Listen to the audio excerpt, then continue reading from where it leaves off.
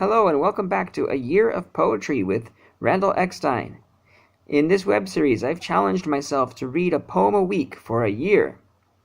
A poem that I write or will write. Now, I kind of want to explain a little bit in this episode why I chose to do a web series. See, I am a teacher, an English teacher living in China, and I love going to poetry readings. But for the last 12 years living in China, I haven't had that opportunity. There just aren't any venues. I mean, I could read for my students, but I don't think that they would appreciate that very much. So I'm left with no alternative. This is my happy medium. I want to go to poetry readings and figure YouTube's a good place to share, and maybe I can get a worldwide audience to see my poetry readings. Well, last week I'd promised that I would try to write something great and share a new poem with you this week. And I did write some poetry this week, but I wasn't satisfied with it. So I'm going to actually read two poems today.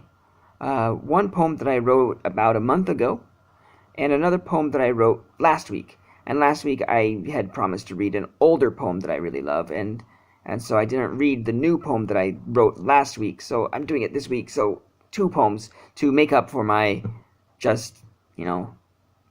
wasn't able to do what I wanted to do. So the first poem that I'm going to read for you is called Wallflowers. This poem captures the essence of my experience when I was a teenager. Our church had monthly dances. Well, maybe not monthly, maybe 3 times a year. Anyway, we would go to these church dances, and we boys would go. They were all stag dances. You go single, and pretty much end up wallflowers the whole time. And maybe once in a while, a girl would come and ask you to dance, and maybe you had the courage to go ask somebody.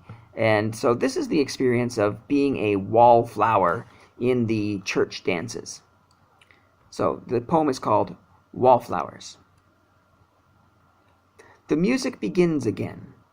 You wallflowers who came with the dance in mind and empty hands to hold, skulking along the fringe, afraid to join in, but more afraid to leave, she comes.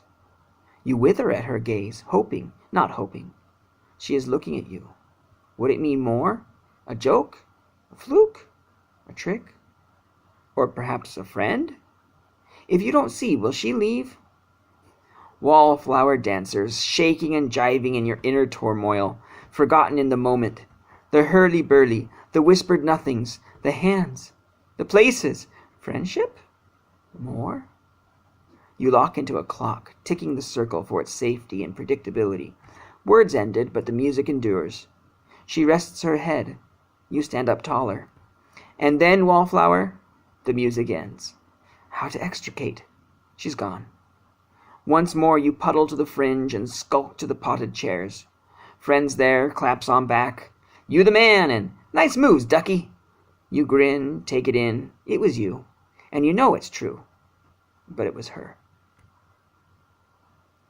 The next poem I'd like to read for you is called Jazz, and I recently watched the movie La La Land and was inspired by it. I thought it was a beautiful movie.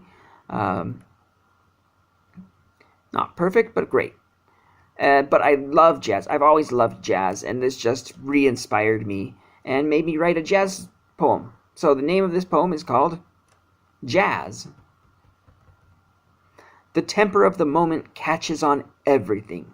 Every note a melody, every chord a syntax. One step out of place opens vistas unparalleled, dancing in the lights. Pulsing with power, vibrato, contralto, mesmerized with glances that riff arpeggiately, fingers flying up and down the length of her legs, arms out, hair flying. Round and round the smoky air churns the choke of ash, another layer in the night. Puff, 2, 3, blow, 2, 3. Colombian, Cuban, Moroccan. Each blistering light flashing to the tempo catches the eyes. The glint, the chrome, every one a metronome, lays and blaze across the crowded room. And you and I, tapping our toes, feeling it shiver through the core of our prescience. We know what's coming, and we jive. I wrote that pretty much right after finishing the movie. It was fresh, it was bouncy, and I loved that. In my mind, this line, fingers flying up and down the length of her legs, arms out, hair flying. When I wrote that, I was envisioning a saxophone.